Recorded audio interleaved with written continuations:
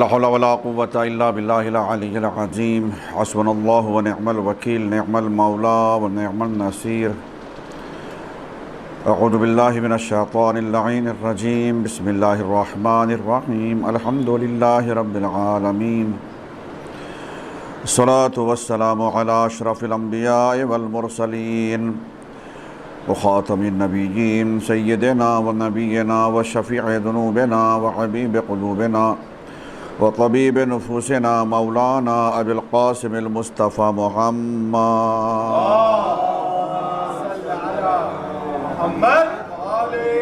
وعلى آله الطيبين الطاهرين المعصومين المنتجبين المنتخبين المظلومين أذهب الله عنهم الرجس وطهرهم تطهيرا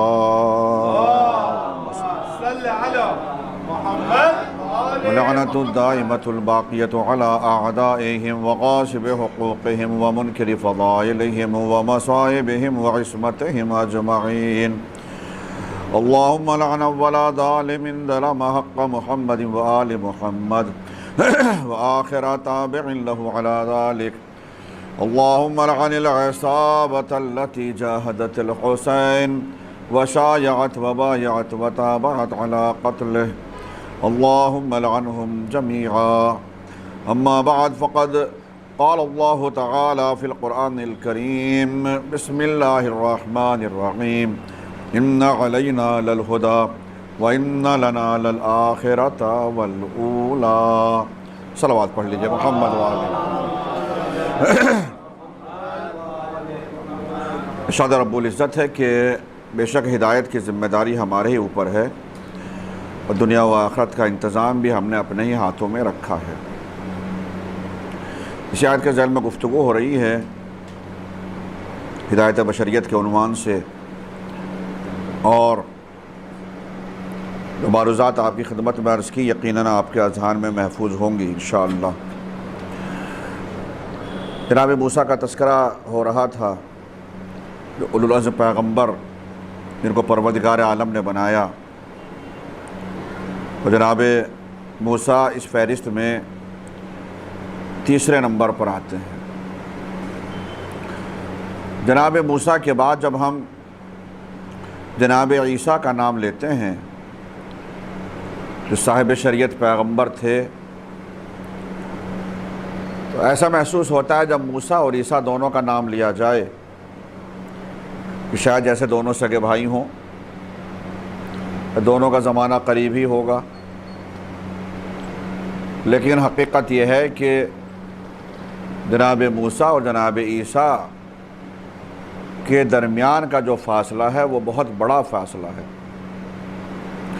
1000 سال سے زیادہ کا فاصلہ ہے ان دونوں نبیوں کے درمیان۔ جناب موسیٰ کے بعد جناب عیسیٰ 1000 سال سے زیادہ عرصے کے بعد آئے ہیں۔ بعض علماء نے 1500 سال اور بعض کتابوں میں 1700 سال تک کا بتایا، اور اس درمیان میں 1000 سے زیادہ پیغمبر، 1000 سے زیادہ نبی آئے جو سارے کے سارے جناب موسیٰ کی شریعت پر ہی عمل کر رہے تھے اور اسلام کا پیغام پہنچا رہے تھے۔ اکثر کا تعلق جناب بنی اسرائیل سے ہی تھا، البتہ انہی پیغمبروں میں 2 مشہور نبی، 2 مشہور پیغمبر، جن میں سے ایک کا نام ہے داؤد اور دوسرے کا نام ہے سلیمان پیغمبر۔ جناب سلیمان جو نبی تھے، نبی کے ساتھ ساتھ ایک اچھے بڑے حاکم تھے، بادشاہ کے حیثیت سے، چونکہ اللہ سے دعا کی پروردگار مجھے ایک ایسی حکومت بھی، یعنی ایسا بھی مجھے حکومت عطا کر جو کسی کو نہ عطا کی ہو، تو بڑی حکومت اللہ نے عطا کی۔ ظاہر وہ فلسطین کے علاقے میں ضرور تھے، مگر پورا بلاد شام یعنی دمشق کا علاقہ، یہ ادھر پورا حلب کا علاقہ، جارڈن کا علاقہ، فلسطین کا علاقہ، ایجپٹ کا علاقہ، یہ پورا کا پورا علاقے پر جناب سلیمان کی حکومت تھی۔ جناب سلیمان ہی کے زمانے میں جناب سلیمان ہی نے بلکہ بیت المقدس کو تعمیر کرایا تھا۔ جو آج بیت المقدس ہے، اور اسی لیے یہودیوں کے یہاں جو زیادہ اہمیت دی جاتی ہے بیت المقدس کی، ایک ہیکل سلیمانی کے نام سے، نام اگر یہ لفظ سنا ہو آپ نے، ایک وہ دیوار ہے، اور آپ نے دیکھا ہوگا کہ یہودی لوگ اس دیوار پر جا کے وہ خاص دعائیں پڑھتے ہیں، اپنی عبادت کرتے ہیں، اس کو ہیکل سلیمانی بولتے ہیں اسی لیے، اور وہ اسی لیے کہتے ہیں کہ یہودیوں کا ہمارے یعنی یہ بیت المقدس کا تعلق تینوں آسمانی مذاہب سے ہے، یعنی یہودیوں سے بھی اور عیسائیوں سے بھی اور مسلمانوں سے بھی۔ تو جناب سلیمان نے اس بیت المقدس کو تعمیر کیا، اور پھر اسی بیت المقدس میں تعمیر کے بعد سلسلہ رہا نبیوں کا کافی، اور ایک زمانہ وہ آیا جب اللہ نے ایک بڑے نبی، بڑے پیغمبر کو بھیجا جو اسی علاقے میں رہا کرتے تھے، تبلیغ کیا کرتے تھے، اور ان کا نام تھا جناب زکریا۔ جناب زکریا کا زمانہ اور جناب مریم کے والد اور والدہ، میں نے بلکہ نام نہیں بتایا مگر آج وقت آ گیا تو بتاتا چلوں۔ جناب موسیٰ کے والد کا نام تھا عمران، اور جس طریقے سے جناب موسیٰ کے تین ہی عمران گزرے ہیں تاریخ میں، بس یہ خیال رہے۔ ایک جناب موسیٰ کے والد، ان کا نام تھا عمران، اور دوسرے جناب عیسیٰ کے نانا جناب مریم کے والد، ان کا بھی نام تھا عمران، اور تیسرے امیر المومنین علی بن ابی طالب علیہ السلام، ان کے والد کا نام عمران، اور لقب ابو طالب، بلکہ لقب نہیں کنیت ہے، لقب نہیں کہنا، کنیت، چونکہ بڑے بیٹے کا نام تھا طالب، اور اسی بیٹے کی وجہ سے باپ کو کہا گیا ابو طالب، اسے کنیت بولتے ہیں۔ تو یہ تین عمران تک تاریخ میں یہ مشہور نام تینوں۔ جناب مریم کے والد کا نام عمران، مگر جناب مریم کی والدہ کا نام تھا حنا، بڑی ہے سے، بڑی ہے نون اور پھر چھوٹی ہے، حنا، یہ جناب مریم کی والدہ کا نام تھا۔ جناب مریم کی والدہ نہایت مومنہ، متقیہ، بہت پرہیزگار خاتون تھی، اور انہوں نے اللہ کی بارگاہ میں دعا کی کہ پروردگار، اس زمانے کی بات ہے جب بیت المقدس میں ادھر سب یہودیوں کا علاقہ مانا جاتا تھا، یہ پروردگار اگر تو نے مجھے بیٹا عطا کیا، مجھے اولاد عطا کی، تو میں اس اولاد کو جو بھی مجھے تو اولاد عطا کرے گا، میں بیت المقدس کے لیے اس کو وقف کر دوں گی۔ سورہ آل عمران قرآن مجید کا مشہور سورہ ہے، اس میں آپ اس کی تفسیر میں پڑھ سکتے ہیں۔ رب انی نذرت لک ما فی بطنی محررا فتقبل منی، یہ جناب حنا نے اللہ کی بارگاہ میں دعا کی۔ اب ہوا یہ کہ جب ولادت کا وقت ہوا، وہ اللہ نے ان کو خوشی تو عطا کی، مگر جب ولادت ہوئی تو بجائے بیٹے کے بیٹی پیدا ہوئی، یعنی جناب مریم۔ اور جب بیٹی پیدا ہوئی تو ماں نے کہا یا اللہ یہ کیا، رب انی وضعتھا انثی، یا اللہ یہ تو بیٹی پیدا ہو گئی، اور میں نے کہا تھا، میری نظر یہ تھی کہ بیٹا ہوگا تو میں اس کو بیت المقدس کے نام وقف کر دوں گی تاکہ وہ وہاں خدمت کرے۔ پروردگار عالم نے کہا کہ تم گھبراؤ نہیں، بیٹی ہے تو کیا ہوا، ہم اسی کو قبول کر لیں گے، ہم بیٹی کو ہی قبول کر لیں گے۔ اور اس طریقے سے جناب مریم کو ان کی والدہ نے بیت المقدس کے لیے وقف کر دیا۔ اس بیت المقدس میں، جس کو عام ہم مسجد بھی بولتے ہیں، قدس بھی کہتے ہیں،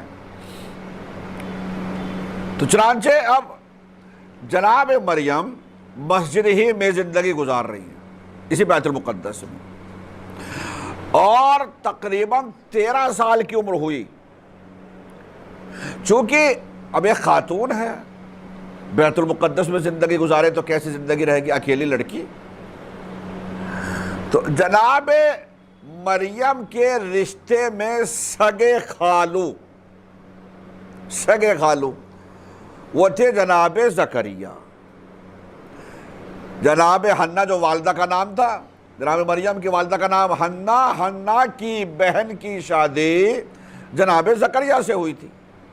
تو رشتے میں جناب مریم کے سگے خالو ہوتے تھے جناب زکریا۔ تو اب کوئی مسئلہ ایسا نہیں تھا، جناب زکریا یہی بیت المقدس میں رہا کرتے تھے، اور جس کو قرآن مجید نے جو لفظ محراب کہا ہے، محراب کسے کہتے ہیں؟ عام طور سے جو مسجد میں سامنے جو حجرہ جو سامنے جس میں پیش نماز پڑھاتے ہیں اس کو محراب کہا جاتا ہے۔ قرآن مجید نے یہ لفظ محراب استعمال کیا، مگر وہ ایک حجرہ تھا، اس میں جناب زکریا رہا کرتے تھے۔ اب یہ ان کے ساتھ میں جناب مریم بھی ہے اور جناب زکریا رہتے ہیں، مگر مسئلہ یہ ہے کہ جناب زکریا مستقل ساتھ میں تو رہ نہیں سکتے وہیں پر، ایک اللہ کے نبی ہیں، بڑے نبی ہیں، اس لیے ان کو جانا ہے، آنا ہے تبلیغ کے لیے، گاؤں میں، دیہاتوں میں، شہروں میں ادھر ادھر پھرنا ہے، تو وہ جاتے تھے۔ اور کئی بار ایسا ہوا کہ جب وہ واپس آئے اور آنے کے بعد جو حجرے میں داخل ہوئے جہاں جناب مریم رہ رہی تھی، تو انہوں نے دیکھا کہ وہاں تو پھل رکھے ہوئے ہیں مختلف قسم کے، اور ایسے ایسے پھل بھی جن میں ہوتے تھے جن کا موسم نہیں ہوتا تھا۔ بمبے میں تو سبھی ہر زمانے کا موسم آپ کو مل جائے گا، مگر دوسرے شہروں کی بات ہے جہاں پہ ہر موسم کا پھل نہیں ملتا، آج کل حالانکہ مل جاتے پھر بھی، مگر جناب زکریا جب آتے تھے تو وہ پوچھتے تھے۔ اور یہ ایک بہت بڑا پیغام ہے ہم سب کے لیے واقع، یا مریم انا لکی ھذا، چونکہ جناب مریم وہاں رہ رہی ہیں اور رہ رہی ہے تو ان کی کفالت کی ذمہ قرآن مجید خود کہہ رہا ہے وَكَفَّلَهَا زکریا، کہ ان کی کفالت جناب زکریا نے کی ہے۔ تو جب وہ کفیل کے حیثیت سے ہیں تو اس لیے ان کا فرض ہے کُلَّمَا دَخَلَ عَلَيْهَا زَكَرِيَّ الْمِحْرَابَ وَجَدَ عِندَهَا رِزْقًا، جب بھی وہ آتے تھے تو وہاں رزق پاتے تھے، مختلف قسم کے کھانے رکھے ہوئے ہیں، مختلف قسم کے فروٹ رکھے ہوئے ہیں۔ وہ پوچھتے تھے یا مریم انا لکی ھذا، اے مریم یہ سب کہاں سے آیا؟ تو وہ جواب میں کہا کرتی تھی ھذا من عند اللہ ان اللہ یرزق من یشاء بغیر حساب، اللہ جس کو چاہتا ہے وہ بغیر حساب عطا کر دیا کرتا ہے۔ صلوات پڑھ لیجئے محمد و آل محمد۔ اور جو میں نے کہا کہ میسج اور پیغام ہے وہ یہی اسی میں پیغام ہے۔ یہ ہر ایک شخص جس کے یہاں بیٹی ہے، بیٹا بھی ہے، بلکہ ہر والدین کا یہ فرض ہے، ہر ایک کفالت کر جو بھی کر رہے ہیں ان کا فرض ہے کہ وہ اپنے اولاد پر نگاہ رکھیں کہ اگر ہم اپنے بیٹے کو یا بیٹی کو کوئی چیز نہیں دلوا رہے ہیں، ان کے پاس نہیں، ہم نے ان کو خرید کر نہیں دی ہے، لیکن اگر ان کے پاس ہے تو ہر باپ کا یہ فرض ہے کہ وہ یہ معلوم کرے کہ یہ کہاں سے آیا ہے۔ آج کے زمانے میں فرض کیجئے موبائل کا زمانہ ہے، تو اگر ہم نے بیٹی کو خرید کر نہیں دیا موبائل، لیکن اگر بیٹی کے پاس موبائل ہے یا بیٹے ہی کے پاس ہے، تو جب ہم نے خرید کر نہیں دیا ہے تو یہ تمہارے پاس آیا کہاں سے؟ یہ فرض ہے کہ ہم پوچھیں۔ اور یہ بہترین پیغام ہے، جناب زکریا نبی ہونے کے باوجود جانتے ہیں کہ یہ بیٹی، یہ جو اس کی میں کفالت کر رہا ہوں، یہ معصومہ ہے، لیکن اس کے باوجود کفیل ہونے کے ناطے وہ یہ پوچھتے تھے کہ یا مریم انا لکی ھذا، یہ آیا کہاں سے؟ تو ہم نے نہیں لا کے دیا تو آیا کہاں سے؟ وہ کہہ دیا کرتی تھی، اور وہ یقین بھی ہو جاتا تھا، جو نبی تھے کہ جھوٹ تو نہیں بول رہی ہے، صدیقہ ہے۔ انا لکی ھذا قالت ھو من عند اللہ، تو اللہ کی جانب سے ہے۔ ان اللہ یرزق من یشاء بغیر حساب، اللہ جس کو چاہتا ہے بغیر حساب کا عطا کر دیتا ہے۔ ایک دن امیر المومنین علی بن ابی طالب علیہ السلام کئی دن کے جنگ پہ سے، جب جنگ پہ جایا کرتے تھے تو کئی دن لگ جایا کرتے تھے، ہفتوں لگ جاتے تھے، کبھی کوئی مہینوں لگ جاتے تھے۔ ایک کے بارے میں تو آپ نے سنی رکھا مثلا خیبر کے بارے میں کہ 40 دن لگے، تو 40 دن تو صرف وہاں لگے، جانا بھی ہے واپس آنا بھی ہے، وہ بھی ہے۔ اور جو حضرات خیبر گئے ہوں دیکھے ہوں ان کو معلوم ہے 300-350 کلومیٹر کا فاصلہ ہے مدینے سے، گئے ہو دیکھا ہے۔ دیکھیے گا 300 ساڑھے 300 کلومیٹر ہمارا ارادہ بننا تھا اس بار، مگر پھر پتہ چلا کہ جناب وہ بند کر رکھا ہے، نہیں جانے دے رہے ہیں، مگر مومنین بہت سے جاتے بھی ہیں۔ چنانچہ جانے آنے کا بھی راستہ، وہ بھی ٹائم ہے، تو 40 دن تو وہیں لگے، تو اس طریقے سے کئی دن لگ جایا کرتے تھے۔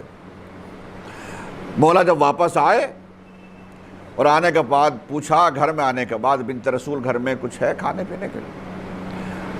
شہزادی نے فرمایا کہ ابو الحسن گھر میں کچھ بھی نہیں ہے، کئی دن ہو گیا، فاقوں پہ زندگی گزر رہی۔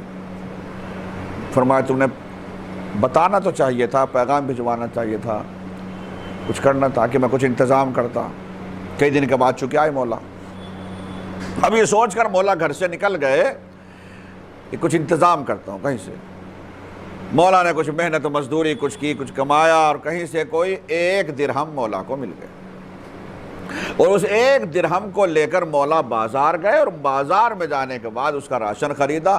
مولا وہاں سے راشن خریدنا چاہ رہے تھے، بازار میں تھے، تو جناب مقداد پر نظر پڑ گئی۔ مقداد خیریت؟ کہنے لگے مولا بچوں کی حالت دیکھی نہیں جا رہی ہے، اور مجبور ہو کے گھر سے نکل کر آیا، یہ حالت ہے بچوں کی۔ اور جو مقداد نے اپنی کیفیت بتائی تو مولا نے کہا میرے سے زیادہ تو تم مستحق لگ رہے ہو۔ مولا جو خریدنے والے تھے اس سے کہا کہ بھائی رکو ذرا، اور یہ درہم اٹھا کے مقداد کو دے دیا اور کہا کہ تم جو سامان خریدنا خرید رہو، جاؤ لے کر چلے جاؤ۔ مقداد نے سامان خریدا، جو لے جانا تھا وہ راشن، اور وہ اپنے گھر لے کر چلے گئے۔ مولا پھر خالی ہاتھ ہو گئے۔ مولا واپس آ رہے ہیں گھر میں، اور جب واپس گھر میں پہنچ رہے ہیں تو دماغ میں یہی چیز ہے، یہی سوچ رہے ہیں کہ میں سوچ کر آیا تھا کہ کچھ انتظام کروں بچوں کے لیے، لیکن یہ انتظام نہ ہو سکا، نہیں کیا۔ تو تھوڑا سا احساس ہے، شرمندگی کا سا احساس ہو رہا ہے ایک شوہر ہونے کے ناطے، اور یہ سوچ کر، مگر پھر بھی دل میں یہ بھی خیال ہے کہ جب میں بنت رسول کو بتاؤں گا کہ نہیں میں نے انتظام تو کر لیا تھا، مگر ایک ہم سے بھی زیادہ مستحق مل گیا، ایک مومن، ہم نے اس کو دے دیا، تو وہ خوش ہو جائیں گے، چونکہ ان کا مزاج تو خود ایسا ہی ہے۔ دماغ میں یہ بھی ہے مولا کے، اور یہی سوچ کر مولا جیسے ہی گھر میں داخل ہوئے تو مولا کے سر جھکا ہوا ہے، گردن جھکی ہوئی ہے، اور مولا بھی اندر ہی سامنے جو حجرہ ہے، جو مولا کا گھر ہے، کمرہ ہے، دیکھا کہ شہزادی مسلح عبادت پر ہے، اور بازو میں ایک تشت رکھا ہوا ہے جس کے اوپر کپڑا ڈھکا ہوا ہے۔ مولا داخل ہوئے تو مولا کے مشام میں فوراً خوشبو آئی۔ مولا نے دیکھا، کپڑا ہٹایا تو بہترین قسم کے کھانے رکھے ہوئے ہیں۔ بے نہیں وہی سوال جس انداز سے قرآن مجید میں موجود ہے، جیسے جناب زکریا جناب مریم سے پوچھا کرتے تھے، بے نہیں فوراً مولا نے کہا یا فاطمہ انا لکی ھذا، اے فاطمہ یہ سب آیا کہاں سے؟ چونکہ ہم تو لائے نہیں، ہم نے جو حاصل کیا وہ تو چلا گیا ادھر۔ یا فاطمہ انا لکی ھذا، فاطمہ یہ سب آیا کہاں سے؟ بے نہیں جیسے شہزادی جناب مریم نے جواب دیا تھا اسی طریقے سے فوراً ہماری شہزادی نے بھی یہ جواب دیا۔ کیا کہا؟ ھذا من عند اللہ ان اللہ یرزق من یشاء بغیر حساب۔ صلوات پڑھ لیجئے محمد و آل محمد۔ تو جناب مریم رہ رہے ہیں یہاں پر، بہت سارے فیسلٹیز ہیں اللہ کی جانب سے۔ قرآن میں اگر آپ دیکھیں گے، کھانے کے لیے پریشان مت ہونا، کھجور کا ہے اسے جھاڑو گے، اسے ہلاؤ گے، کھجور آئیں گے، تازہ خرمے گریں گے، بے موسمی پھل ملیں گے، ساری چیزیں ہیں، مگر وہ آج نہ وقت ہے نہ آج رات، اصل میں تو فضیلت کی رات ہے ہی نہیں بیان کرنے کی، بس رب دے کے میں پہنچ رہا ہوں، آگے بڑھ رہا ہوں۔ چنانچہ جب جناب مریم کی عمر ہوئی 13 سال، بعض یعنی 13 سال کی عمر تھی جب اللہ نے ان کو جناب عیسیٰ جیسا فرزند عطا کیا۔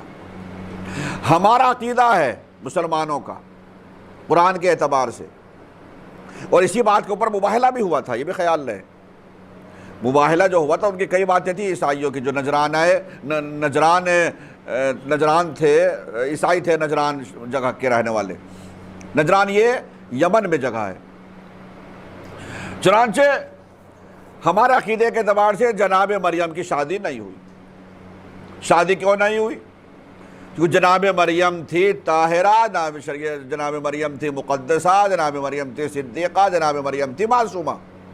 اس زمانے میں کوئی ان کا جیسا کوئی ہم وزن کف نہیں تھا، جسے اللہ نے کف کہا ہے۔ معصوم خاتون ہے تو غیر معصوم کی زوجیت میں نہیں جا سکتی تھی، اس لیے جناب مریم کی شادی نہیں ہوئی۔ مگر اللہ نے بغیر شادی کے جناب عیسیٰ جیسا فرزند عطا کر دیا، یعنی اللہ نے یہ تو منظور کیا کہ ہم اپنی کنیز خاص کو بغیر شوہر کے رکھ سکتے ہیں اور بغیر شوہر کے اس کو فرزند عطا کر سکتے ہیں، مگر یہ منظور نہیں ہے کہ معصومہ غیر معصوم کی زوجت میں جائے۔ اتنا بڑا اللہ کا فیصلہ۔ نتیجہ کیا ہوا؟ 13 سال کی عمر تھی، جناب عیسیٰ کی ولادت ہوئی، اور وہ یہودی سارے کے سارے اکٹھے ہو کر آ گئے، یہ کہاں سے بچہ پیدا ہوا ہے؟ اس وقت کی شریعت میں روزے کے کئی طریقے ہوتے تھے، روزہ ایک طریقے سے نہیں رکھا جیسا آج ہمارے یہاں ہوتا تھا، روزوں کے کئی طریقے ہوتے تھے، ان میں سے ایک طریقہ مثلا 24 گھنٹے کا روزہ، یہ بھی ایک روزہ ہوتا تھا گزشتہ امتوں میں، گزشتہ شریعتوں میں 24 گھنٹے کا روزہ، یعنی دن میں بھی روزہ رات میں بھی روزہ، یہ بھی ایک طریقہ، یا 2 دن رات کا روزہ اور مثلا مدت بڑھانے کے لیے، یہ بھی ایک روزہ ہے۔ اسی طریقے سے ایک روزہ جس کو جناب عیسیٰ کے لیے حوالے ولادت کے موقع بیان کیا، یہ ہے خاموشی کا روزہ، اسے کہا گیا صوم صمت، خاموشی کا روزہ۔ اور جناب عیسیٰ کی جس دن ولادت ہوئی ہے، جناب مریم نے روزہ ہی رکھ رکھا تھا اور خاموشی کا روزہ رکھ رکھا تھا اس وقت۔ سارے یہودی اور بڑے بڑے کاہنہ، بڑے بڑے وہ علماء ان کے، وہ آئے سارے اکٹھے ہو کر، یا مریم ہو، یا مریم یہ کیا ہے؟ ماں کانا ابو کا امرأ سوء و ماں کانا امک بغیہ، نہ تمہارا باپ برا آدمی تھا نہ ماں بھی نیک، سب تو ماں باپ دونوں تمہارے دونوں سب ٹھیک ٹھاک آدمی تھے، نیک آدمی تھے، شریف آدمی تھے، یہ تم نے کیا کیا؟ بغیر شوہر کے تمہاری ولادت کیسے ہو گئی؟ بچہ کہاں سے آیا؟ اچھا، جو میں بات کہنے جا رہا تھا وہ رہ گئی بات کہ یہ ہمارا عقیدہ ہے کہ جناب مریم کی شادی نہیں ہوئی، عیسائیوں کا عقیدہ نہیں ہے۔ عیسائیوں میں کچھ لوگ ہیں جو مانتے ہیں کہ جناب مریم کی شادی یوسف نجار سے ہوئی تھی، یوسف، یاد رکھیے گا، وہ مانتے ہیں کہ جناب عیسیٰ کے باپ کا نام ہے یوسف، لقب نجار، یوسف نجار، یہ ان کا عقیدہ ہے یہ۔ اور میں نے کہا کہ ان کے بھی یہاں فرقہ ہے، جیسے ہمارے یہاں ہے اسی طریقے سے ان کے بھی، وہ آپ دیکھیے گا جا کے۔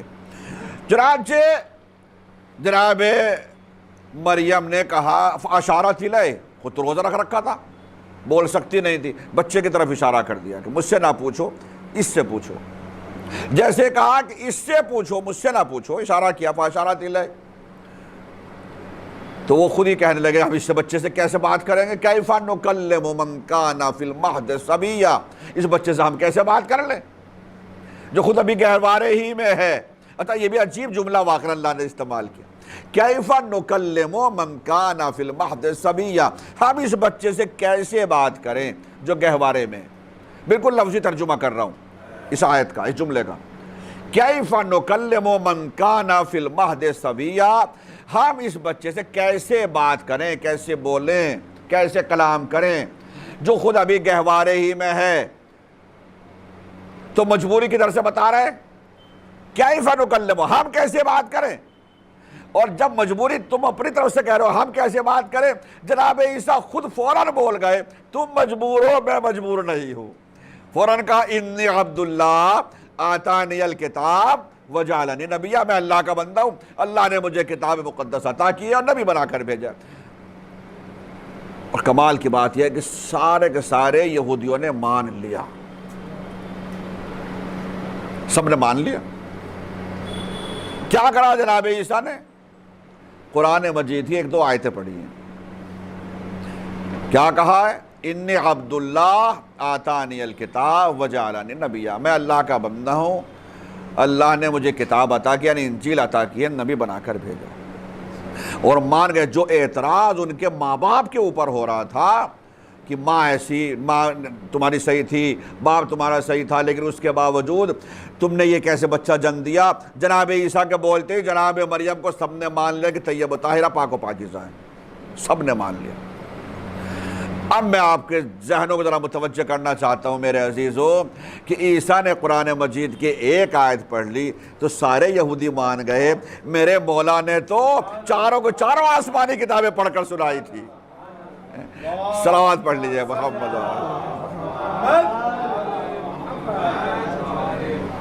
اور اس کے باوجود بھی مسلمان کیسا کم عقل، کیسا احمق کہ اس کے بعد بھی جناب ابو طالب کافر کے کافر ہی رہ گئے۔ تو چنانچہ جناب عیسیٰ کی ولادت ہو گئی، باپ ماں بیٹے دونوں یہ سب یہاں پر رہ رہے ہیں۔ جناب عیسیٰ اولو العزم کی فہرست میں ہیں چوتھے نمبر پر۔ سب سے پہلے جناب نوح، جناب ابراہیم، جناب موسیٰ، جناب عیسیٰ۔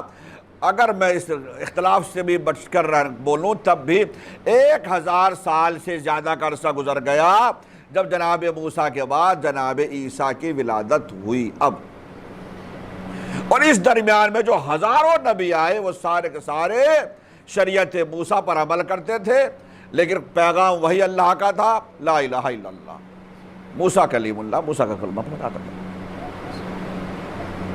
اب آ گئے جناب عیسیٰ، اور جناب عیسیٰ نے خود اعلان کر دیا کہ مجھے اللہ نے نبی بنا کر بھیجا ہے۔ جناب عیسیٰ یہاں پر رہے، اور جناب عیسیٰ بڑے ہو گئے، صاحب شریعت ہو گئے، تو اب شریعت جناب عیسیٰ کی چلے گی یہاں سے۔ اور فرما رہے ہیں آپ، اور گزشتہ جتنے بھی انبیاء ہیں، اور وہ جناب اگر کوئی زندہ ہے تو وہ جناب عیسیٰ کی شریعت اور اس کا پیغام پہنچائے گا آگے۔ جناب زکریا، ان کے ایک بیٹا پیدا ہوا، بیٹے کا نام ہے، کوئی بولے گا یحییٰ، جزاک اللہ۔ جناب زکریا کے بیٹا جس کا نام ہے یحییٰ، یہ بھی نبی۔ اب کی بار اور بڑا انعام ملنے والا ہے جو بتائیں ان دونوں کی قبریں کہاں ہیں، یہ کہاں رہتے تھے، جاننا چاہیے۔ میں سمجھتا ہوں کئی لوگ ایسے ہیں جنہوں نے زیارت کر رکھی ہے مگر یاد نہیں آ رہا ہوگا، اس وقت یاد نہیں آ رہا ہے، مگر کئی لوگ ایسے جنہوں نے زیارت کر رکھی ہے۔ جناب زکریا کے بیٹے جناب یحییٰ، اور دونوں کی قبریں ہیں سیریا میں۔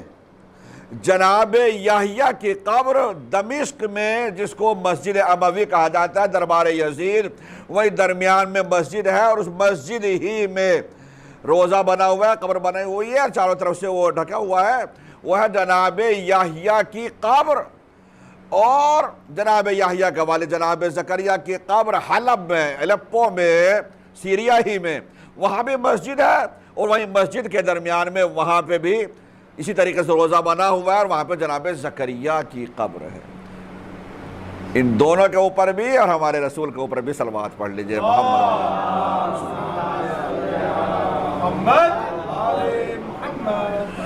تو جناب یحییٰ، جناب زکریا۔ اب جو جناب یحییٰ پیدا ہوئے، جناب یحییٰ ہیں، جناب زکریا کا دور تو پیچھے ہو گیا۔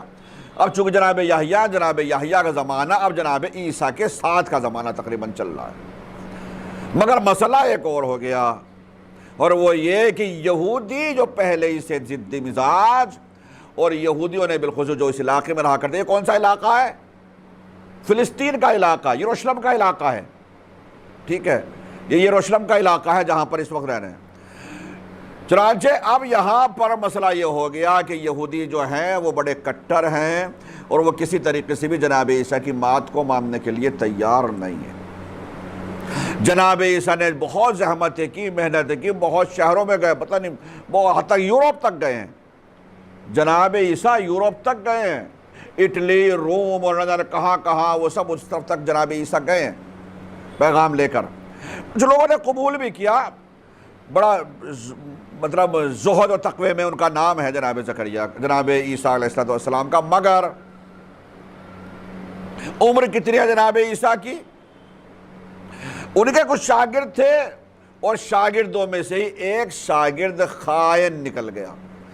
میں بالکل مختصر کر رہا ہوں، میری مجبوری ہے کہ چونکہ نہ آگے وقت ہے اور نہ یہ موقع ہے اسے پڑھنے کے لیے، زندگی رہی تو پھر کبھی تفصیل سے بیان کریں۔ انہی کے شاگردوں میں، انہی کے اسٹوڈنٹس جو تھے، جو ان کے ساتھ رہا کرتے تھے، انہی میں سے ایک خائن نکلا، اس نے اپنے ضمیر کو بیچ دیا، اور کچھ لالچ بھی دیا گیا اس کو، اور اس نے باقاعدہ جناب عیسیٰ کی مخبری کی، اور وہ قتل کرنا چاہ رہے تھے، پیچھے لگے ہوئے تھے، اور وہ آئے کہ جناب عیسیٰ کو ہم سولی پر لٹکا دیں گے، جناب عیسیٰ کو مثلا قتل کریں گے، مگر ہوا یہ کہ جس نے مخبری کی تھی جس نے مخبری کی تھی، اللہ کہہ رہا ہے ہم نے اسی مخبر کو جناب عیسیٰ کی شکل کا بنا دیا۔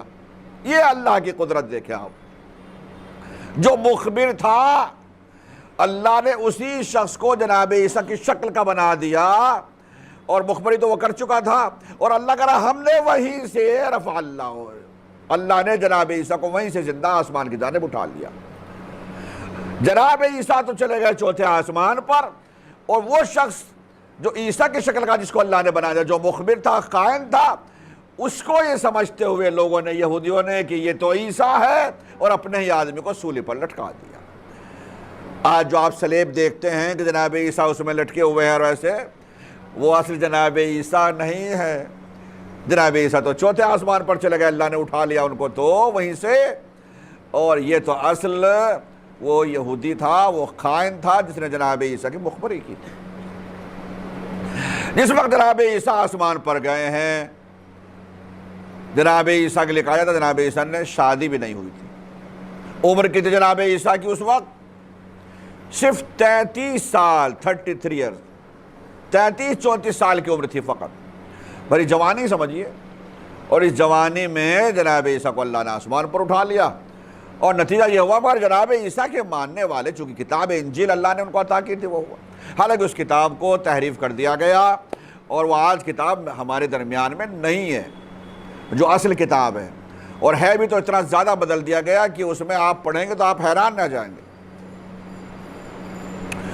میں اپنی بڑائی کے طور پر نہیں کہہ رہا ہوں، مگر مجھے بات آ گئی تو میں بتانا مجھے پڑ رہا ہے۔ کتاب مقدس میں نے خود پڑھی ہے،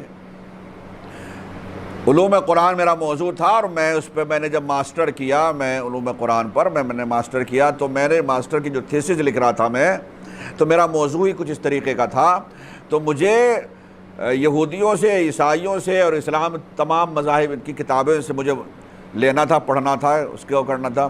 پھر مجھے اسی علم کے اوپر پی ایچ ڈی کرنا تھا، اور پی ایچ ڈی میں کر رہا تھا، مگر جب میری پی ایچ ڈی مکمل نہ ہو سکی سیریا میں، چونکہ عربی کا مسئلہ ہے، اور سیریا میں چونکہ وہ حالات خراب ہو گئے، داعش کے جو حملے شروع ہوئے وہ سب، اور میں اس کو سبمٹ نہ کر سکا، میری پی ایچ ڈی رہ گئی، مکمل نہیں ہوا۔ لہٰذا میں اسی لیے، کچھ لوگ کہتے ہیں ڈاکٹر آپ بھی لکھا کریں، میں نے کہا جب میں پی ایچ ڈی کی نہیں، مکمل نہیں، تو میں کیسے کروں؟ اس لیے تھوڑا سا معلومات مجھے اس سے، تو میں اس لیے کہہ رہا ہوں کہ میں نے توریت اور انجیل جو موجودہ ہے اس کا ٹرانسلیشن عربی زبان میں وہ میں نے پڑھا ہے، اور اگر آپ اس کو پڑھیں گے تو آپ حیران ہو جائیں گے، ایسی ایسی باتیں اس میں موجود ہیں۔ اور پیچھے جناب ابراہیم اور جناب موسیٰ کے حوالے سے جو میں نے کچھ باتیں بتائی یا نام وغیرہ کے جناب موسیٰ کے، اسی لیے میں نے بتایا نام وغیرہ یہ سب کچھ، چونکہ وہ توریت میں موجود ہے، سب توریت والی کچھ باتیں بھی میں نے آپ کے سامنے بیان کی ہیں۔ جناب عیسیٰ جب چوتھے آسمان پر چلے گئے، اللہ نے ان کو معجزات دیے تھے، کئی معجزے تھے، ان معجزات میں سے مثلا کیا اہم معجزہ؟ مردے کو زندہ کرنا، مردے تک کو زندہ کر دیا کرتے تھے، مٹی کا پتلے بنا دیتے، اس میں روح پھونکتے، قم باذن اللہ، اللہ کے حکم سے زندہ ہو جا، کھڑا ہو جا۔ مردے کو کہا قم باذن اللہ، اللہ کے حکم سے کھڑا ہو جا، کھڑے ہو جاتا تھا، مردہ زندہ ہو جاتا تھا، اللہ نے معجزہ دیا تھا، مردے تک کو زندہ کر دیا کرتے تھے۔ مگر یہ عیسیٰ تھے جو قم باذن اللہ کہا کرتے تھے، میرا مولا قم باذنی کہہ کر زندہ کر دیا کرتے تھے۔ صلوات پڑھ لیجئے محمد والے محمد۔ جناب عیسیٰ کے بعد شریعت جناب عیسیٰ کی چلی 500 سال تک اور زیادہ، اور اس 500 سال کے عرصے میں کوئی نبی نہیں آیا، یہ بھی کمال کی بات دیکھیں آپ۔ اور اب تک جتنے بھی نبی آتے رہے، جو نبی آ رہے تھے جناب ابراہیم کے بعد، وہ سارے کے سارے جناب اسحاق کی اولاد میں سے آ رہے تھے۔ اب جو آخری نبی آئے ہیں وہ جناب اسحاق کی نہیں، جناب اسماعیل کی اولاد میں سے آئے۔ اور یہ یہودی جو فلسطین میں رہ رہے ہیں، جو یمن میں رہ رہے ہیں اور دیگر مقامات پر رہ رہے ہیں، کتابوں میں موجود تھا، توریت میں بھی، زبور میں بھی، انجیل میں بھی، آخری نبی آئے گا، آخری نبی آئے گا، اس کے صفات ایسے ہوں گے، ایسے ہوں گے۔ آئے گا کہا، علاقے کا نام بھی بتا دیا گیا کہ یہاں آئے گا، وہاں آئے گا۔ تو یمن سے، فلسطین سے اور دیگر مقامات سے یہودی یہ سمجھ رہے تھے کہ جو آخری نبی آئے گا وہ بھی ہم ہی میں سے ہوگا. اور کیا آپ نے, وہ سمجھ رہے تھے جیسے بنی اسرائیل میں سے ہوگا.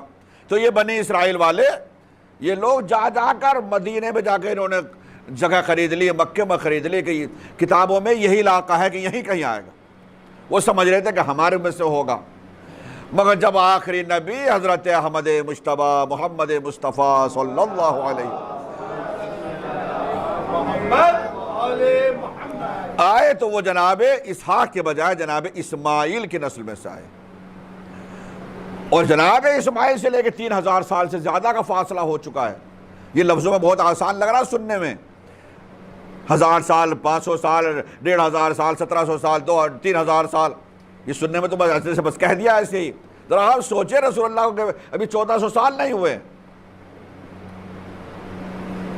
تو اتنا بڑا فاصلہ, جس کا نتیجہ یہ ہوا کہ جناب انہوں نے جب محسوس کیا تو ہم میں سے ہے ہی نہیں. رسول اللہ نے جب اعلان نبوت کیا تو وہاں سے یہودی مخالف ہو گئے.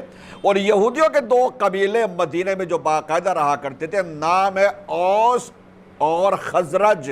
اگر یہ لفظ سنے ہوں, اوس اور خزرج نام کے 2 قبیلے جو اصل 150 سال پہلے سے آ چکے تھے یمن سے, جو یہاں پر رہ رہے تھے اس وقت مدینے میں.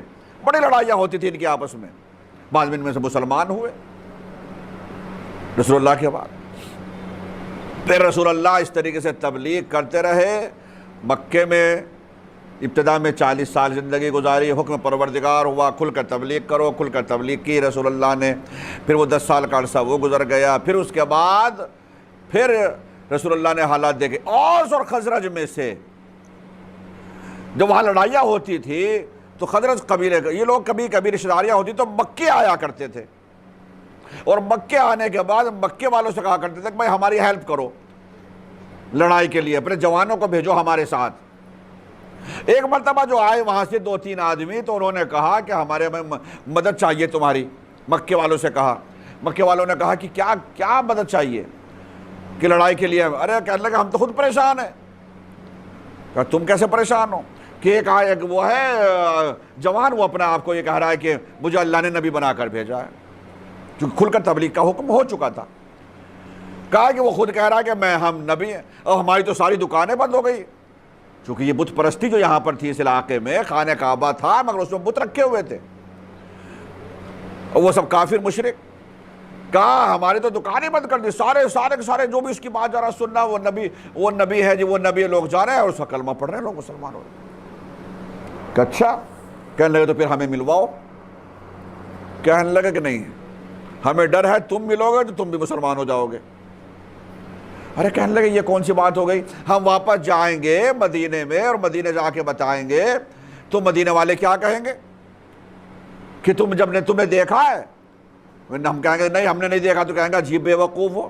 ارے جس نے نبوت کا اعلان کیا کم سے کم دیکھ کے تو آتے, دیکھنے میں کیسا ہے, شکل صورت میں کیسا ہے, بولتا کیسے ہے. کہنے لگے تو پھر ایک کام کرو بھی, اگر تمہیں دیکھنا ہی ہے تو پھر ٹھیک ہے دیکھ لینا, لیکن اس کی بات مت سننا. کہ کیوں؟ کہنے لگے وہ آیتیں پڑھتا, کہتا قرآن میرے اوپر نازل ہوا, آیتیں پڑھتا اور ایسے پڑھتا ہے کہ جو بھی سنتا دل میں اثر ہوتا چلا جاتا ہے, نہ جانے کہاں سے آیتیں اس کی. دیکھیں ایک ہی زبان ہے ان کی, وہ بول رہے ہیں عربی میں بات کر رہے ہیں, اور یہ بھی قرآن نازل ہو رہا ہے عربی میں, لیکن اس کے باوجود بھی فرق دیکھیے آپ. تو انہوں نے روئی لی, اور روئی وہ کانوں میں دے, کہنے لگے یہ کانوں میں ٹھیک سے اپنے گھسا لو. کانوں میں ان کے روئی ڈال کے اور کہا اب جاؤ. رسول اللہ خانہ کعبہ کے پاس وہیں پر بیٹھے ہوئے, اور جو اس زمانے میں نچلے طبقے تھے, غلام مزدور طبقہ, جس کو آج کے زمانے میں کہتے ہیں نا بالکل وہ 3rd کلاس والا, اس قسم کے زیادہ ابتدا میں یہ لوگ اصل ایمان لے کر آئے تھے, جو مستضعفین کہے جاتے تھے, معاشرے میں جو نیچ مانے جاتے تھے اس طریقے سے, چونکہ ان کو کوئی پوچھ نہیں تھی. اور رسول اللہ بات جو کر رہے تھے وہ کہتے نہ کوئی عرب نہ کوئی عجب, رسول اللہ اس طرح کی بات کر رہے تھے. تو ان لوگوں نے جلدی قبول کیا, اس لیے زیادہ تر وہ ابتدا میں ایسے افراد زیادہ تھے. چنانچہ وہ بھیڑ لگی ہوئی ہے, سب بیٹھے ہوئے ہیں, اور رسول اللہ وہ ان کو بول رہے ہیں, سمجھا رہے ہیں, یا قرآن کی کوئی آیت آ رہی تو پڑھ کر سنا رہے ہیں. تو وہ لوگ جب آئے اور آنے کے بعد انہوں نے دیکھا کہ یہ کہنے لگے کہ بول کیا رہے ہیں, پتہ تو چلے. یار یہ تو ایک دوسرے سے کہنے لگا بڑی بیوقوفی والی بات نہیں ہے کہ ہم نے کانوں میں دے رکھا یہ اور سن بھی نہیں رہے. تو کہنے لگا ارے نکال کے پھینکو نہ چھوڑو, اور نکال کے پھینک دیا اور پہنچ گئے جی بغیر یعنی وہ روئی کے پہنچ گئے. رسول اللہ نے جیسے دیکھا فوراً استقبال کے لیے ان سے کہا کہ آؤ بیٹھو, بلایا اور ان کو بٹھایا. اور جب وہ بیٹھے اور جیسے رسول اللہ نے قرآن مجید کی آیت سنی, پڑھی اور انہوں نے سنی, بس وہ دل میں اثر کرتی چلی گئی.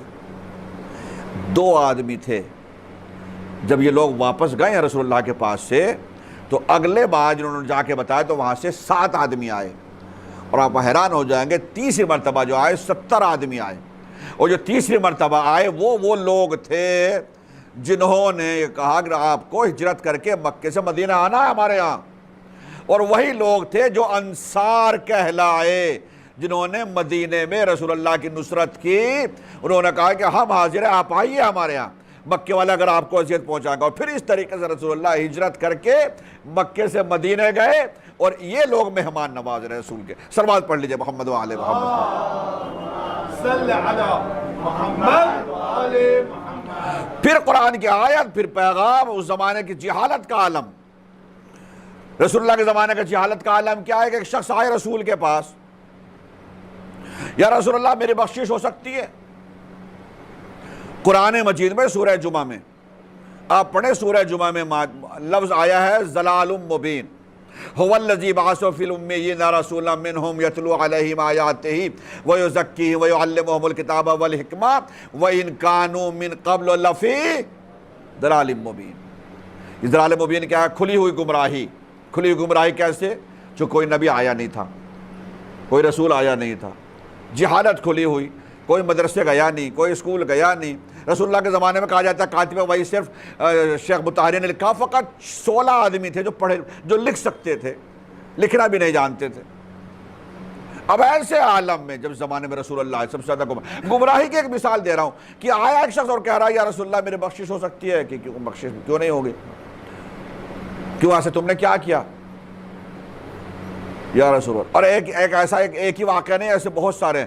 کسی نے کہا میں نے اپنی 5 بیٹیوں کو دفن کیا ہے, میں نے 7 بیٹیوں کو زندہ درگور کیا ہے, میں نے اتنی بیٹیوں کو قتل. چونکہ لڑکی کا پیدا ہونا عیب سمجھتے تھے. اب آپ سمجھیے کئی بیٹیوں کو اپنے زندہ درگور کر رہے تھے. وہ واقعات ہیں بہت سارے, وہ فی الحال وقت نہیں. یہ گمراہی کا عالم. ایک اور مثال دے دوں, یعنی اگر ایک شخص دوسرے شخص کو قتل کر رہا ہے تو قتل کرنے کے بعد اس کے ناک کان یہ کاٹ رہا ہے, آنکھ نکال رہا ہے, یہ سب کر رہا ہے, اور پھر اس کا ہار بنا کر پہنتا ہے. یہ عرب کی بات بتا رہا ہوں میں کس طریقے سے گمراہی. یعنی صرف قتل کرنے کے بعد اسی پر اکتفا نہیں کرتا تھا, قتل کیا تو قتل کرنے کے بعد جس کو قتل کیا ہے اس کا کان کاٹ لیا, اس کی ناک کاٹ لی, اور کوئی عضو کاٹ لیا, اور کاٹنے کے بعد حتیٰ کہ دل نکال دیا. جو ہندا کے بارے میں آپ سنتے جناب حمزہ کے لیے, وہ اسی خباثت ماحول میں رہی تھی. وہ الگ ہے کہ وہ چاک تو کیا مگر چبا نہ سکی, مگر اس نے اپنی جانب سے. تو اب سمجھیے اسی ماحول کو, گمراہی. تو وہ کاٹتا تھا اور وہ پھر اس کو ہار بنا کے پہنتا تھا, یہ بہادر. اور جب کہیں پروگرام ہوتا تھا تو وہ پہن کے جاتا تھا اپنے فخر کے طور پر. اور کمال یہ ہے کہ لوگ اس کا استقبال کرتے تھے. جناب تشریف لا رہے ہیں جنہوں نے 5 آدمیوں کے ناک کان کا ہار پہن رکھا ہے, لوگ تالیاں بجا رہے ہیں خوش کر رہے ہیں. فلاں آدمی آ رہا ہے جنہوں نے 10 آدمیوں کے ناک کان کا مثلا ہار پہن رکھا ہے, تو اور زیادہ اس کی عزت احترام ہو رہا ہے, یعنی بڑا پہلوان ہے. قتل کرنے کے بعد صرف قتل نہیں, حد یہ ہے کہ جو شہرک گلے پر تلوار چلا کے جو شہرک کو کاٹا ہے, کبھی کبھی اتنا کینہ ہوتا تھا کہ قتل کرنے کے بعد بہتے ہوئے شہرک پر اپنا منہ لگا لیا کرتا تھا اور خون پیتا تھا, اور پھر فخر سے کہا کرتا تھا اتنے آدمیوں کا خون پیا ہے. جو خون پینے کی جو مثال بنتی ہے, جو محاورتاً استعمال کیا جاتا ہے, یہ اسی لیے انہوں نے 10 آدمیوں کا خون پی رکھا ہے, انہوں نے 5 آدمیوں کا خون پی رکھا ہے, اور لوگ خوش ہو رہے ہیں. یعنی کوئی آج آپ منہ بنا رہے ہیں, سن کے بھی عجیب لگ رہا ہے, کراہیت محسوس کر رہے ہیں, اور وہاں پر لوگ خوش ہو رہے ہیں, فخر سے بیان کر رہے ہیں. میں بتانا چاہ رہا ہوں ماحول کیسا ماحول تھا. اور اس ماحول کو جہاں بیٹیاں دفن ہو رہی ہیں, جہاں لوگ قتل کر رہے ہیں, خون پی رہے ہیں, جہاں یہ سب بچہ پیدا ہوا تو وہ دیکھ رہا ہے اسلحہ بنتے ہوئے، لڑتے ہوئے، جھگڑتے ہوئے، اسی ماحول میں اس کی پوری زندگی گزر رہی ہے، اسلحوں میں، اسی میں مر بھی رہا، ختم ہو رہا۔ چوری ڈکیتی یہ عام ان کا ذریعہ معاش تھا۔ کوئی جانور کا شکار کا مل گیا، نہیں ملا، سرے راہ کھڑے ہو گئے، جس کو ہم راہزنی کہتے ہیں، وہ راہزنی قافلے جا رہے ہیں، ان کو لوٹ لیا اور کھا پی لیا، چھٹی ہو گئی۔ یہ عیب نہیں مانا جا رہا ہے۔ ایسے ماحول میں رسول اللہ آئے ہیں، اور رسول اللہ نے محنت کی، تبلیغ کی، کس طریقے سے اپنا اخلاق کا مظاہرہ کیا کہ جو یہ سارے لوگ یہ سب کر رہے تھے، اتنا بڑا انقلاب آ گیا کہ اب رسول سے کہہ رہے ہیں یا رسول اللہ ہم تو حیوان تھے، آپ نے ہمیں انسان بنایا، انسان سے آپ نے ہمیں مسلمان بنا دیا، ہم چاہتے ہیں آپ کو اجر رسالت کچھ ادا کریں، کچھ دینا چاہتے ہیں کچھ، تو آپ بتائیے کیا لینا چاہیں گے؟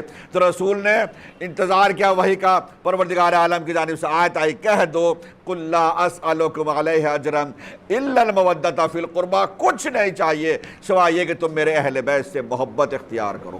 صلوات پڑھ لیجئے محمد و آل محمد۔ ساری نبیوں کی محنتیں، سارے رسولوں کی محنتیں، خود رسول اللہ کے آخری رسول کی محنت، ساری کی ساری ایک طرف، ساری ایک طرف۔ اور اب وہ وقت آ گیا رسول کے بعد کہ جب رسول ڈر رہے تھے اسی بات سے، حدیث ثقلین میں رسول کہہ کر گئے میرے بعد تاکہ گمراہ نہ ہو جاؤ، میں دو چیزیں چھوڑ کر جا رہا ہوں، متمسک نہیں رہو گے گمراہ ہو جاؤ گے۔ تو ڈر کس بات کا؟ گمراہی کا، جیسے پہلے ہو چکا، کیونکہ ساری نبیوں کی محنت داؤں پر لگی ہوئی ہے۔ اور اب وہ وقت آ گیا کہ جب ایک شخص کھڑا ہوا اور وہ یہ کہہ رہا ہے کہ نہ کوئی وحی آئی ہے، نہ کوئی قرآن نازل ہوا ہے، بنی ہاشم کا کھیل تھا جو حکومت حاصل کرنے کے لیے انہوں نے کیا تھا، یزید کا اعلان عام تھا۔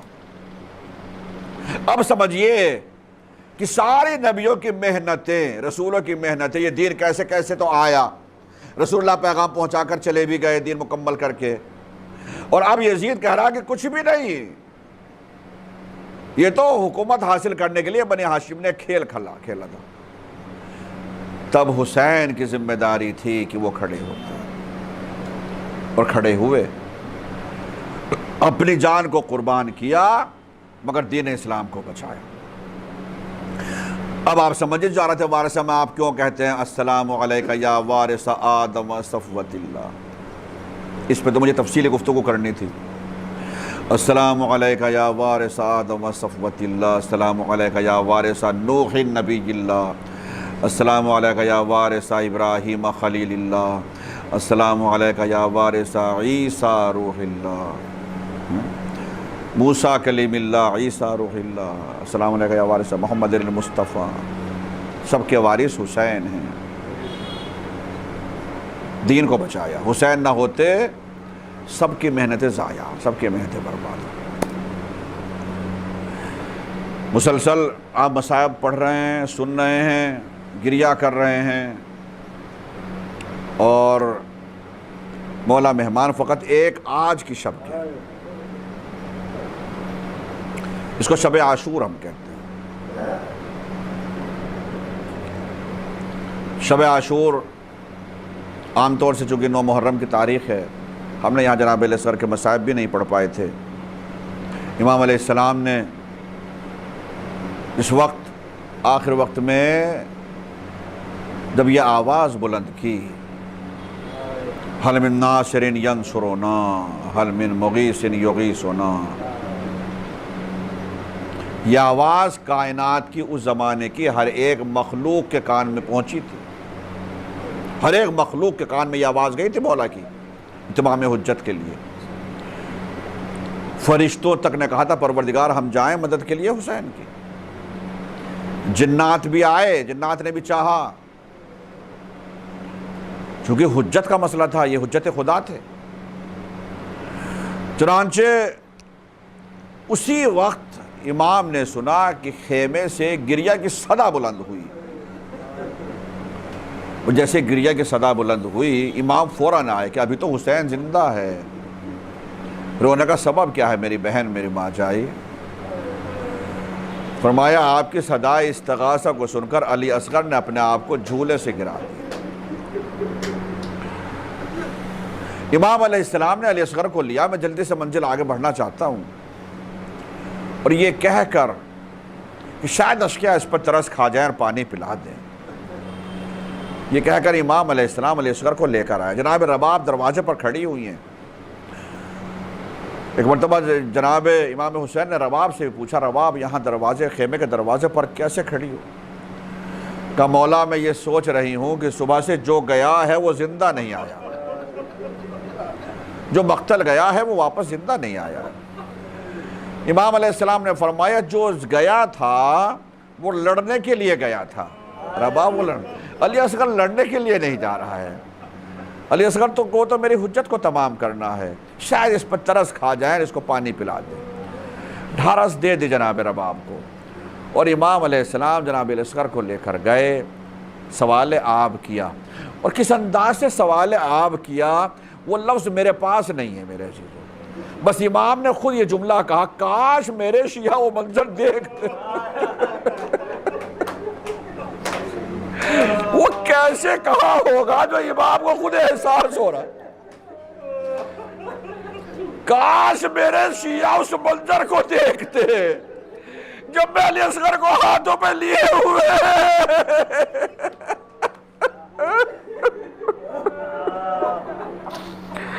اشقیاء سے پانی کا سوال کر رہا تھا، کاش دیکھتے۔ اور مولانا نے ایک جملہ کہا، اس کی ماں کا دودھ خشک ہو گیا ہے۔ میں نے آرام باغ کی مجلس میں یہ جملہ کہا تھا کہ آخر وہ دودھ کہاں رکھا ہوا تھا جو ماں کا دودھ خشک ہو گیا تھا؟ ذرا آپ نے تصور کریں، سوچیں کہ جناب رباب کس حد تک پیاسی تھی، اور پیاس کی شدت کس حد تک تھی کہ سینے کا دودھ خشک ہو گیا ہے۔ الفاظ نہیں ہے ہمارے پاس، سوچ کے تصور کریں واقعاً کتنا بڑا جملہ میرے مولا نے کہا ہے، اور ہمیں احساس کریں کہ واقعاً ماں کا سینے میں دودھ خشک ہو گیا شدت عطش کی بنا پر۔ ہم اس کی پیاس کا ذکر کرتے ہیں، اس پیاس کا ذکر کرتے ہیں، ہم سوچتے ہی نہیں زینب کب سے پیاسی تھی، رباب کب سے پیاسی تھی، حسین کب سے پیاسے تھے۔ پیاس کی شدت کا عالم اس منزل پر تھا۔ امام علیہ السلام نے زمین پر لٹا دیا۔ اگر تم یہ سوچ رہے ہو کہ میں خود پانی پی لوں گا تو خود اپنے ہاتھ سے آ کر پلا دو، نہیں کوئی آیا۔ پھر امام علیہ السلام نے اٹھایا اور کہا میرے لال تم حجت خدا کے فرزند، اپنی حجت کو تمام کرو۔ حجت کو تمام کیسے؟ خشک زبان خشک لبوں پر پھیری۔ یہ عالم تھا میرے عزیزو کہ فوج اشقیاء میں کوہرام مچ گیا، رونے لگے منہ پھیر کر لوگ رونے لگے۔ ایسے بھی افراد تھے، اور لوگ علماء نے بیان کیا کہ قریب تک انقلاب نہ آ جاتا، پسر سائد اس حد تک گھبرا گیا کہیں انقلاب نہ آ جائے۔ پھر اس نے آواز دی، ہے نا ہرملا، ارے ہرملا کہاں ہے؟ ہرملا نے پوچھا، کہا ایک مرتبہ ہرملا سے کہا، ہرملا اقطع کلام الحسین، حسین کے کلام کو قطع کر دی۔ 3 بھال کا تیر گلوے علیہ السلام 6 مہینے مکمل شاید نہ ہو، نشانہ لیتا رہا، نشانہ خطا کرتا ہے، پھر نشانہ لیتا ہے، پھر بسر سعد کہتا ہے آخر اگر کوئی مجھ سے یہ پوچھتا کہ تیری فوج میں سب سے بڑا تیر انداز کون ہے، میں ہرملا تیرا نام لیتا، آخر تجھے کیا ہو گیا؟ کہا بسر سعد جو میں دیکھ رہا ہوں وہ تو نہیں دیکھ رہا ہے۔ جب بھی گلوے اصغر کا نشانہ لیتا ہوں کبھی رسول خدا آ جاتے ہیں، کبھی علی مرتضیٰ، کبھی ایک بی بی آ کر کہتی ہے ہرملا میرے علی اصغر نے تیرا کیا بگاڑا ہے؟ اجرکم اللہ، اجرکم اللہ۔ اللہ کسی غم میں نہ رلائے سوائے غم اہل بیت کی۔ سنسناتا ہوا تیر، 3 بھال کا تیر چلا، اور شاید پھر تھا قریب کہ خطا کرتا، امام کی طرف بڑھ رہا تھا، علی اصغر ہبک گئے، علی اصغر اپنے گلے پر اس تیر کو لے لیا۔ علماء نے جو مقاتل کی کتاب میں جملہ ملتا ہے نا، فَانْقَلَبَ الصَّبِيُّ عَلَى يَدَيْ أَبِي، بچہ باپ کے ہاتھوں پر پلٹ گیا۔ علماء نے بیان کیا ارے تیر کا وزن علی اصغر کے وزن سے زیادہ تھا۔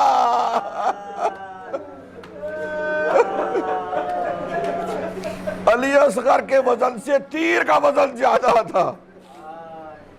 امام نے تیر کو نکالا، خون بھی لیا، لیجئے وہ سنتے رہتے ہیں مقتل سے اب خیمے کی جانب آ رہے ہیں امام، مگر دل میں یہی خیال ہے کہ رباب کو کیا جواب دوں گا۔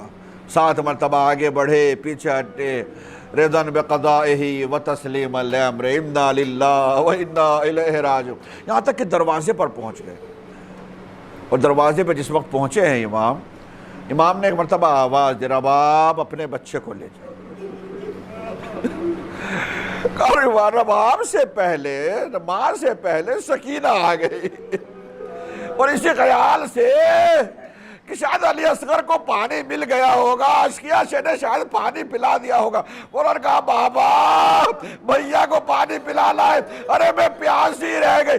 امام نے ایک مرتبہ آبا کے دامن کو ہٹایا، کیا دیکھا من کا ڈلا ہوا علی اصغر کا من کا ڈلا ہوا۔ تب تک رباب بھی آ گئی، رباب نے بھی جملہ کہہ دیا، میرے لال علی اصغر، ارے مجھے نہیں معلوم تھا تجھ جیسے بچے بھی نہر کر دیے جاتے۔ امام علیہ السلام نے میں چاہ رہا تھا کہ کچھ شب عاشورہ کچھ مسائب پڑھتا، مگر نہیں، بس انشاءاللہ کل ہی پڑھیں گے۔ بس یہ بس جملہ سن لیجئے اور بس میں نے ختم کر دیا۔ واقعاً وقت ہو گیا، اللہ آپ کی عبادتوں کو قبول کرے، آپ کی گریہزاری کو قبول کرے۔ شب بیداری کی شب ہے واقعاً، اور بڑا اجر و ثواب بھی بیان کیا گیا ہے شب عاشور میں شب بیداری کرنے کا۔ کوشش کیجیے گا نہ سونے کی، بڑے اعمال بھی ہیں، اس شب کے اعمال بھی کرنے کی کوشش کیجیے گا، اور سب سے بڑا عمل تو یہی ہے جو آپ کر رہے ہیں، گریہزاری میں شب کو گزارنا۔